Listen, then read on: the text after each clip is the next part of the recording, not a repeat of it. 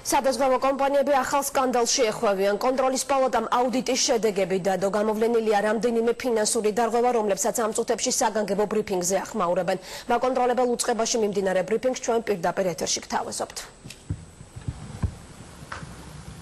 მოგესალმებით. საქართველოს კონტროლის პალატამ დაასრულა საჯარო დაზღვევის პროგრამების აუდიტი. პროგრამებში გამოვლინდა მნიშვნელოვანი დარღვევები, რითაც დადასტურდა კონტროლის პალატის მიერ დაზღვევის სფეროში გამოვლენილი რისკები. კერძოდ, სადაზღვევო კომპანიები დაკისრულ ვალდებულებების შეუსრულებლობით მოსახლეობას ხელოვნურად უზღუდავენ სამედიცინო მომსახურების ხელმისაწვდომობას, სახელმწიფოს წინაშე ანგარიშვალდებულების არარსებობის გამო გამოყოფილი 310 მილიონი ლარიდან დაზღვეულ მოსახლეობას მოხმარდა მხოლოდ 50%, მოუწესრიგებელი ადმინისტრირების გამო დაზღვეულთა ბაზაშია არსებითი ცნობილებები, რაც განაპირობებს დიდი ოდენობით საბიუჯეტო სახსრების არამიზნობრივად ხარჯვას, რამაც 6 მილიონ ლარს გადააჭარბა. დაზღვეულთა 75%-თან არ გაფორმებულა სადაზღვევო ხელშეკრულება და ისინი არ ფლობენ ინფორმაციას მათი უფლებების შესახებ.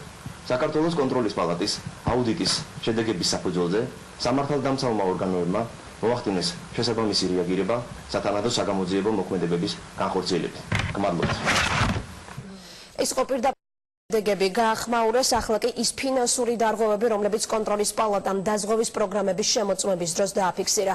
აღმოჩნდა, რომ 2008-10 წლებში უმწეოთა დაზღვევის პროგრამის ფარგლებში სადაზღვევო კომპანიების მიერ მოზიდული 311 მილიონი ლარიდან მხოლოდ 164 მილიონი დაიხარჯა, დანარჩენი კი გაიფლანგა. იმ 808 უმწეო მოქალაქეს შორის, რომლებიც წლის განმავლობაში დაზღვეულები იყვნენ, პოლიციები მხოლოდ 13.8 მეათედმა ისარგებლა. სადაზღვევო კომპანიებს ხელშეკრულებები დროულად არ ფორმებიათ დაზღვეულთა 75%-თან. 13,000 მოქალაქის იდენტიფიცირება კი დაზღვეულთა ბაზაში უბრალოდ ვერ მოხერხდა.